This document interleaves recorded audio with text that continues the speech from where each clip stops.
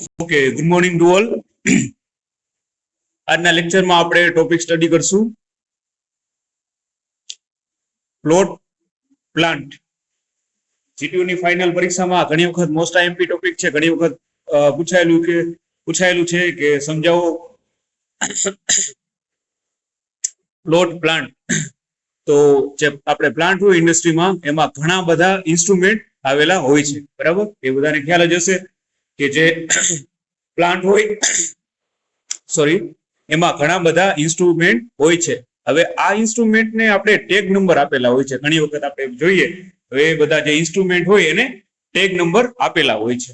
હવે આ tag number પ્રમાણે દરેક જે ઇન્સ્ટ્રુમેન્ટ છે એને પ્લાન્ટમાં અલગ અલગ લોકેશન ઉપર લગાડવામાં આવે છે અને તેની ડિટેલ આપણે પ્લોટ પ્લાન્ટમાં રાખવામાં આવે છે. તો ખ્યાલ પડી ગયો શું છે પ્લોટ પ્લાન્ટ? તો આપણે જે ઇન્સ્ટ્રુમેન્ટ હોય એને આપણે ટેગ નંબર આપેલા હોય અને એ ટેગ નંબર પ્રમાણે આપણે ઇન્સ્ટ્રુમેન્ટને પ્લાન્ટમાં અલગ અલગ લોકેશન ઉપર લગાડવામાં આવે છે અને તેની ડિટેલ આપણે પ્લોટ પ્લાન્ટમાં દર્શાવવામાં આવતી હોય છે. જેમ કે પ્રેશર હોય તો એ એવી રીતના રાખેલું, ફ્લો ટ્રાન્સમીટર વાલ્વ છે અલગ જગ્યાએ, એની લાઈન, તો એ બધા જે પ્રકારના આરટીડી છે એ બધાને ટેગ નંબર હોય છે અને અલગ અલગ લોકેશન ઉપર એને લગાડવામાં આવે છે. ક્લિયર? પેલો પોઈન્ટ. જીટીયુ ની ફાઇનલ પરીક્ષામાં 3 અથવા 4 માર્ક્સમાં પૂછાઈ શકે કે સમજાવો પ્લોટ પ્લાન્ટ, તો આટલા પોઈન્ટ તમારે એમાં લખવાના રહેશે. ચાલો નેક્સ્ટ જોઈ લઈએ પોઈન્ટ એમાં. તો પ્લોટ પ્લાન્ટ હોય એ ઇન્સ્ટ્રુમેન્ટને કઈ પ્રોસેસ માટે લગાડેલ છે તે દર્શાવે છે, બરાબર? આ પ્લોટ પ્લાન્ટ જે છે એ ઇન્સ્ટ્રુમેન્ટને કઈ પ્રોસેસ માટે લગાડેલું હોય છે તે દર્શાવતું હોય છે. જેમ કે પ્રેશર હોય તો પ્રેશર માપવા માટે પ્રેશર ઇન્સ્ટ્રુમેન્ટ લગાડેલું હોય, ટેમ્પરેચર માપવા માટે ટેમ્પરેચર, બરાબર? આરટીડી વગેરે. તો જે પ્લોટ પ્લાન્ટ છે એ ઇન્સ્ટ્રુમેન્ટને કઈ પ્રોસેસ માટે લગાડેલ છે તે દર્શાવતું હોય છે. હવે પ્લોટ પ્લાન્ટમાં ઇન્સ્ટ્રુમેન્ટ વિશેની માહિતી પણ દર્શાવેલા હોય છે. હવે જે ઇન્સ્ટ્રુમેન્ટ હોય એની આખી એની માહિતી પણ દર્શાવેલી હોય કે એની કેપેસિટી કેટલી છે, એની વેલિડિટી કેટલી છે, કેટલા કેજી નું છે, કેટલા ટેમ્પરેચર નું છે વગેરે વગેરે, એની ડિટેલ્સ એમાં આપેલી હોય છે, કેટલું, બરાબર? એની પ્રાઇસ ને એ બધું. પછી અંડરગ્રાઉન્ડ કેબલ અને રબનિંગની રેન્જની પણ માહિતી આમાં દર્શાવેલી હોય છે. આપણે અંડરગ્રાઉન્ડ જે કઈ વાયરિંગ કરતા હોય એની પણ માહિતી આમાં દર્શાવેલી હોય છે. ક્લિયર થિંગ આટલું? રેડી? પ્લોટ પ્લાન્ટ હોય એમાં ઇન્સ્ટ્રુમેન્ટ વિશેની માહિતી આપવામાં આવેલી હોય, પછી અંડરગ્રાઉન્ડ કેબલ હોય, ટ્યુબિંગની પણ રેન્જની એમાં માહિતી આપવામાં આવેલી હોય છે, દર્શાવવામાં આવે છે. પછી એમાં જોઈએ તો પાછું કે ઇન્સ્ટ્રુમેન્ટ જે પ્લોટ પ્લાન્ટ હોય એમાં ઇલેક્ટ્રિકલ અને પાઇપિંગ કનેક્શન પણ દર્શાવેલું હોય. રેડી? હવે જે આખું ઇન્સ્ટ્રુમેન્ટ પ્લોટ પ્લાન્ટ હોય એમાં ઇલેક્ટ્રિકલ જે વાયરિંગ હોય અને પાઇપિંગ એનું કનેક્શન પણ દર્શાવેલું હોય. ઘણી વખત વાયરિંગ માટે પાઇપ અંદરથી કેબલ નાખેલા હોય તો એનું કનેક્શન પણ આ પ્લોટ પ્લાન્ટમાં દર્શાવવામાં આવે છે. હવે પ્લોટ પ્લાન્ટ પરથી ઇન્સ્ટ્રુમેન્ટનું લોકેશન ઇઝીલી પાઇપિંગ ડ્રોઈંગ પરથી શોધી શકાય, બરાબર? ઇન્સ્ટ્રુમેન્ટનું લોકેશન પણ આ જે પાઇપિંગ લાઈન ડ્રો કરી હોય એના ઉપરથી આપણે શોધી શકાય છે. ક્લિયર? તો આ થઈ ગયું આપણું પ્લોટ પ્લાન્ટ. એકદમ સિમ્પલ ટોપિક છે, આરામથી 4 માર્કમાં પૂછાય તો 6-7 પોઈન્ટ લખી નાખો એટલે પૂરેપૂરા માર્ક આવવાની શક્યતા આમાં રહેતી હોય છે. રેડી? તો પ્લોટ પ્લાન્ટ એક વખત રિવાઇઝ કરી લઈએ પાછું કે પ્લોટ પ્લાન્ટ શું છે. તો પ્લાન્ટમાં ઘણા બધા ઇન્સ્ટ્રુમેન્ટ હોય છે. આ ઇન્સ્ટ્રુમેન્ટને આપણે ટેગ નંબર આપેલો હોય છે અને આ ટેગ નંબર પ્રમાણે દરેક ઇન્સ્ટ્રુમેન્ટને પ્લાન્ટમાં અલગ અલગ લોકેશન ઉપર લગાડવામાં આવે છે અને તેની ડિટેલ આપણે પ્લોટ પ્લાન્ટમાં હોય છે.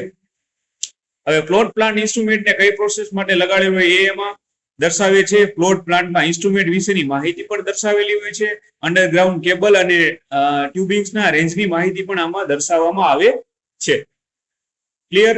હવે ઇન્સ્ટ્રુમેન્ટ જે પ્લોટ પ્લાન્ટ હોય એમાં ઇલેક્ટ્રિકલ અને પાઇપિંગનું કનેક્શન દર્શાવેલ હોય છે અને આ પ્લોટ પરથી આપણે ઇન્સ્ટ્રુમેન્ટનું લોકેશન પણ ઇઝીલી જાણી શકીએ પાઇપિંગની ડ્રોઈંગ પરથી, બરાબર? તો થઈ ગયું પ્લોટ પ્લાન્ટ.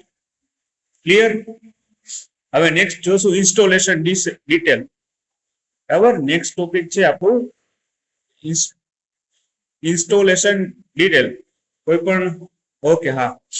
હવે ઇન્સ્ટોલેશન ડિટેલમાં આપણે ઇન્સ્ટ્રુમેન્ટને કેવી રીતે ઇન્સ્ટોલ કરવું તેની ઇન્ફોર્મેશન એમાં આપેલી હોય છે, બરાબર? ઇન્સ્ટોલેશન ડિટેલમાં શું હોય તો ઇન્સ્ટ્રુમેન્ટ હોય એને આપણે કેવી રીતે ઇન્સ્ટોલ કરવું એની માહિતી એમાં દર્શાવેલી હોય છે.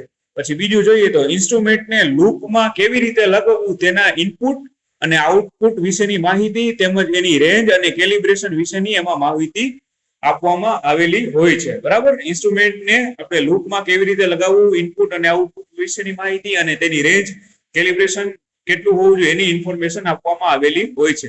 હવે આમાં ઇન્સ્ટ્રુમેન્ટના મેન્ટેનન્સની ઇન્ફોર્મેશન તથા ઇન્સ્ટ્રુમેન્ટના સ્પેસિફિકેશનની ઇન્ફોર્મેશન દર્શાવવામાં આવે છે. ક્લિયર? આમાં શું હોય પાછું બીજું કે ઇન્સ્ટ્રુમેન્ટના મેન્ટેનન્સની ઇન્ફોર્મેશન તથા ઇન્સ્ટ્રુમેન્ટ સ્પેસિફિકેશનની ઇન્ફોર્મેશન દર્શાવવામાં આવે છે. હવે ઇન્સ્ટ્રુમેન્ટ રિલેટેડ ડિટેલ છે એ ઇન્સ્ટોલેશન ડિટેલ દર્શાવવામાં આવે છે. તો થઈ ગયું ઇન્સ્ટોલેશનમાં શું શું આવે, ઇન્સ્ટોલેશન ડિટેલ.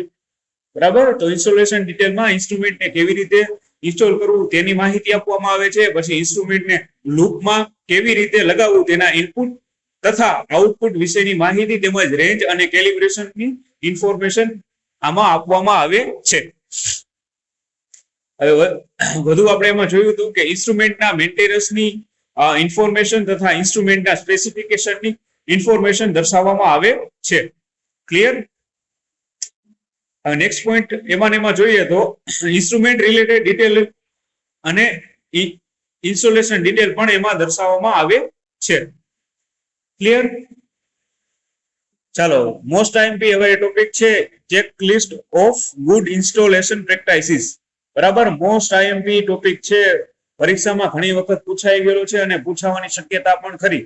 બરાબર, checklist of good installation practice.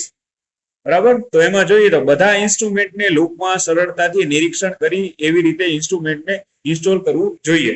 શું શું આપણે સારી ઇન્સ્ટોલેશન પ્રેક્ટિસ કરવી હોય તો એના માટે કઈ કઈ વસ્તુ ધ્યાનમાં રાખવી જોઈએ? તો બધા ઇન્સ્ટ્રુમેન્ટને લૂપમાં સરળતાથી નિરીક્ષણ કરી શકાય એવી રીતે ઇન્સ્ટ્રુમેન્ટને ઇન્સ્ટોલ કરવું. બરાબર, પછી મેઇન ટ્રાફિક લાઇનને ઇન્સ્ટ્રુમેન્ટને લોકેટ કરવું. બરાબર, મેઇન ટ્રાફિક લાઇનમાં ઇન્સ્ટ્રુમેન્ટને લોકેટ કરવાનું થાય. પછી ઓપરેશન દ્વારા લૂપમાં રહેલા ઇન્ડિકેટિંગ ઇન્સ્ટ્રુમેન્ટ સરળતાથી ઓબ્ઝર્વેશન કરી શકાય એવી રીતે લૂપમાં માઉન્ટ કરવામાં આવે છે. ક્લિયર? બરાબર, જે ઓપરેશન હોય છે, ઓપરેશન દ્વારા લૂપમાં રહેલા ઇન્ડિકેટિંગ ઇન્સ્ટ્રુમેન્ટ સરળતાથી ઓબ્ઝર્વેશન કરી શકાય એવી રીતે લૂપમાં માઉન્ટ ઇન્સ્ટોલ કરેલા હોય છે. હવે ઇન્ડિકેટિંગ ઇન્સ્ટ્રુમેન્ટમાં જો ગ્લાસનો યુઝ થતો હોય તો ઇન્સ્ટોલ કરતી વખતે આ ગ્લાસ ડેમેજ ના થાય તેનું પણ ધ્યાન રાખવું જોઈએ. બરાબર, આપણે જે કઈ કોઈ ઇન્ડિકેટિંગ ઇન્સ્ટ્રુમેન્ટમાં જો કોઈ ગ્લાસ એટલે કે કાચના કોઈ ગ્લાસનો ઉપયોગ કરવામાં આવતો હોય તો એ ઇન્સ્ટોલ કરતી વખતે આ જે છે એ ગ્લાસ ડેમેજ એટલે કે તૂટી ન જાય એનું આપણે ખાસ ધ્યાન રાખવાનું હોય છે. પછી નેક્સ્ટ જોઈએ તો ઇન્સ્ટ્રુમેન્ટનું કેલિબ્રેશન તે ઇન્સ્ટ્રુમેન્ટના મેન્યુઅલ પ્રમાણે પ્રોપરલી કરવું જોઈએ. બરાબર, ઇન્સ્ટ્રુમેન્ટનું જે કેલિબ્રેશન છે, બરાબર, એ ઇન્સ્ટ્રુમેન્ટના મેન્યુઅલ પ્રમાણે કરવું જોઈએ. આપણે ઇન્સ્ટ્રુમેન્ટ મેન્યુઅલ જેવી રીતે દર્શાવેલું હોય એવી રીતના એનું કેલિબ્રેશન કરવામાં આવે છે એટલે કે કરવું જોઈએ. બરાબર, છઠ્ઠો પોઈન્ટ જોઈએ તો કોઈ પેનલમાં ઇન્સ્ટ્રુમેન્ટને માઉન્ટ કરવામાં આવે તો તે ઇન્સ્ટ્રુમેન્ટને માઉન્ટ કર્યા બાદ તેનું કેલિબ્રેશન સરળતાથી થઈ શકે અને સરળતાથી ઓબ્ઝર્વેશન થઈ શકે એટલી જગ્યા છોડી બીજું ઇન્સ્ટ્રુમેન્ટ માઉન્ટ કરવું જોઈએ. ક્લિયર ધીસ થિંગ કે કોઈ પેનલમાં ઇન્સ્ટ્રુમેન્ટને માઉન્ટ કરવામાં આવે તો તે ઇન્સ્ટ્રુમેન્ટને માઉન્ટ કર્યા બાદ તેનું કેલિબ્રેશન સરળતાથી થઈ શકે અને સરળતાથી ઓબ્ઝર્વેશન થઈ શકે એટલી જગ્યા છોડી બીજું બાજુ ઇન્સ્ટ્રુમેન્ટ માઉન્ટ કરવાનું થશે. બરાબર, માઉન્ટ કરવું જોઈએ. ઓકે, 6 પોઈન્ટ ક્લિયર થઈ ગયા. કેટલું આપણે જે સારી ઇન્સ્ટોલેશન પ્રેક્ટિસિસ હોય તો એમાં કેટલા ધ્યાન રાખવું હોય. બરાબર, ધ્યાન રાખવું પડે. બધા ઇન્સ્ટ્રુમેન્ટને લૂપમાં સરળતાથી નિરીક્ષણ કરી શકે એવી રીતે ઇન્સ્ટ્રુમેન્ટને ઇન્સ્ટોલ કરવું પડે. પછી મેઇન જે ટ્રાફિક લાઇનમાં ઇન્સ્ટ્રુમેન્ટને લોકેટ કરવાનું થાય. પછી ઓપરેશન દ્વારા લૂપમાં રહેલા ઇન્ડિકેટિંગ ઇન્સ્ટ્રુમેન્ટ સરળતાથી ઓબ્ઝર્વેશન કરી શકાય એવી રીતે લૂપમાં માઉન્ટ એટલે કે ઇન્સ્ટોલ કરવું પડે. પછી ઇન્ડિકેટિંગ ઇન્સ્ટ્રુમેન્ટમાં જો ગ્લાસનો યુઝ થતો હોય તો ઇન્સ્ટોલ કરતી વખતે આ ગ્લાસ ડેમેજ ના થાય તેનું ધ્યાન રાખવું. ટ્રાફિક લાઇન એટલે આપણે જ્યારે કોઈ પ્રોડક્શનમાં પાવર પ્લાન્ટ હોય એમાં ઘણા બધા એકી સાથે લાઈન હોય અને ઘણું બધું વાયરિંગ હોય તો એને આપણે ટ્રાફિક લાઈન તરીકે ઓળખીશું. બરાબર, મેઇન ટ્રાફિક લાઈન એટલે એ જે આખી ઘણી બધી એકી સાથે પાઇપલાઇન અથવા જાતી હોય તો એને આપણે ટ્રાફિક લાઈન.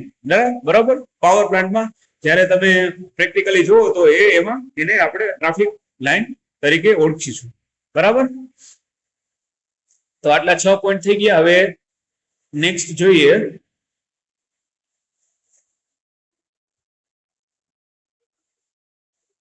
તો કોઈ ઇન્સ્ટ્રુમેન્ટને કયા લોકેશન ઉપર માઉન્ટ અથવા તો ઇન્સ્ટોલ કરવાનું છે તે જાણીને પહેલા તે લોકેશનની માહિતી મેળવવી, કયા મટીરિયલનો યુઝ કરવાનું છે તે નક્કી કરી પછી ઇન્સ્ટ્રુમેન્ટને ઇન્સ્ટોલ કરવાનું થાય. બરાબર, ઇન્સ્ટ્રુમેન્ટને ઇન્સ્ટોલ કરતા પહેલા શું શું એમાં આપણે જાણવું પડે કે કયા લોકેશન ઉપર આપણે એને ઇન્સ્ટોલ કરવું છે. પછી લોકેશનની આપણે માહિતી પહેલા મેળવી જોઈએ કે ચાલો અહીંથી એક જે પાવર પ્લાન્ટ હોય એનાથી કઈ જગ્યાએ દૂર છે, નજીક. બરાબર, તો એ લોકેશનની માહિતી, પછી કયા મટીરિયલનો એમાં ઉપયોગ કરવાનો થાય છે. બરાબર, એ નક્કી કર્યા પછી આપણે ઇન્સ્ટ્રુમેન્ટને ઇન્સ્ટોલ કરવાનું થતું હોય છે. બરાબર, હવે કોઈ પણ નેક્સ્ટ જોઈએ તો કોઈ પણ ઇન્સ્ટ્રુમેન્ટને લૂપમાં ઇન્સ્ટોલ કરવામાં આવે ત્યારે લૂપો ને પહેલા આઇસોલેશન કરી પછી ઇન્સ્ટ્રુમેન્ટ ઇન્સ્ટોલ કરવું. બરાબર, કોઈ પણ ઇન્સ્ટ્રુમેન્ટ લૂપ હોય, બરાબર, લૂપ એટલે બધાને ખબર આખું ક્લોઝ પાથ. બરાબર, એવી રીતના ઇન્સ્ટોલ કરવાનું થાય તો એ લૂપ પહેલા આઇસોલેશન કરી પછી ઇન્સ્ટ્રુમેન્ટને ઇન્સ્ટોલેશન કરવું. બરાબર, ચાલો 9મો પોઈન્ટ જોઈએ તો ન્યુમેટિક લાઈન હોય એને હાઈ ટેમ્પરેચર વાળા લોકેશન પરથી પસાર કરવું નહીં. બરાબર, ન્યુમેટિક લાઈન છે એટલે બધાની ખ્યાલ છે, ન્યુમેટિક એટલે એર દ્વારા જે ઇન્સ્ટ્રુમેન્ટ ઓપરેટ થતા હોય એને આપણે ન્યુમેટિક તરીકે ઓળખીશું. બરાબર, તો એ જે લાઈન છે એને હાઈ ટેમ્પરેચર વાળા લોકેશન ઉપરથી પસાર કરવું નહીં, કારણ કે ડેમેજ થવાનું અથવા તો શોર્ટ સર્કિટ થવાનું એમાં ચાન્સીસ રહેતા હોય છે, એટલા માટે. બરાબર, હવે 10મો પોઈન્ટ નેક્સ્ટ જોઈએ તો જે કેપિલરી લાઈન વાળા ઇન્સ્ટ્રુમેન્ટને ઇન્સ્ટોલ કરતી વખતે ડેમેજ ના થાય તેની કાળજી પૂર્વક એનું ધ્યાન રાખવું પડે. બરાબર, કેપિલરી લાઈન હોય આ પ્રકારની એક લાઈન છે એને આપણે કેપિલરી, એ ડિફરન્ટ એના ટાઈપ છે. તો કેપિલરી લાઈન વાળા ઇન્સ્ટ્રુમેન્ટને ઇન્સ્ટોલ કરતી વખતે ડેમેજ ન થાય એની આપણે એને એમાં કાળજી રાખવી જોઈએ. પછી ડીસી કરંટ વાળી લાઈન હોય એને એસી વોલ્ટેજ વાળી લાઈન પાસેથી પસાર કરવું નહીં. બરાબર, આપણે ડાયરેક્ટ કરંટ હોય એ લાઈન ને છે એ આપણે એસી વોલ્ટેજ વાળી હોય એ લાઈન પાસેથી એમાં પસાર કરવું જોઈએ નહીં. પછી નેક્સ્ટ જોઈએ જે ઇન્સ્ટ્રુમેન્ટની વોરંટી બાકી હોય તે ઇન્સ્ટ્રુમેન્ટને જે તે કંપનીમાં સર્વિસ માટે મોકલવું. બરાબર, જે ઇન્સ્ટ્રુમેન્ટની વોરંટી હોય અને એને સર્વિસ માટે આપણે જે તે કંપની પાસેથી લીધું હોય એમાં એને સર્વિસ માટે મોકલવું, જેથી કરીને એમાં નાનું મોટું કઈ ડેમેજ હોય તો એ વ્યવસ્થિત એમાં રિપેર થઈ જાય. બરાબર, નેક્સ્ટ પોઈન્ટ જોઈએ તો ઇન્સ્ટ્રુમેન્ટના મેન્ટેનન્સ માટે જે તે સાધનની જરૂરિયાત હોય તેની જાણકારી મેળવી પ્રોપર ટૂલ્સ તૈયાર કરવા અને દરેક ઇન્સ્ટ્રુમેન્ટને લોકેશન મુજબ નંબર આપવો. જે લોકેશન ઉપર એને માઉન્ટ કર્યા હોય એ લોકેશનનો એમાં નંબર આપવાનો હોય છે. બરાબર, તો 14 પોઈન્ટ છે. બરાબર, 7 માર્ક્સમાં જીટીયુ ની ફાઇનલ પરીક્ષામાં પૂછાઈ ગયેલો છે અને પૂછાઈ પણ શકે. તો આટલા તમારે એમાં પોઈન્ટ મેન્શન કરવાના રહે. Checklist of good installation practices, most IMP topic of GTU exam. બરાબર, 14 પોઈન્ટ તમારે લખવાના રહેશે. ક્લિયર, જોઈ લ્યો. બરાબર, એકદમ મોસ્ટ આઈએમપી છે. 14 પોઈન્ટ એકદમ યાદ રહી જાય એવા છે. તમે તમારા શબ્દોમાં પણ લખી શકો, એવું નહીં કે બેઠે બેઠું આવું જ લખો. બરાબર, તમે તમારા શબ્દોમાં પણ લખી શકો, બટ આવી રીતે હોવું જોઈએ. બરાબર, એનું રેફરન્સ એમાં મળવું જોઈએ. બરાબર, કે ઇન્ડિકેટિંગ કર્યું છે તો બધા ઇન્સ્ટ્રુમેન્ટને આપણે ભેગા લૂપ નો લખવું હોય તો એકદમ સર્ક્યુલરમાં એમ તમે તમારા વર્ડ્સમાં શબ્દોમાં લખી શકો. ક્લિયર, તો આજના લેક્ચરમાં આપણે આટલું રાખીએ. હવે નેક્સ્ટ લેક્ચરમાં બીજો ટોપિક સ્ટડી કરશું. બરાબર, થેન્ક યુ.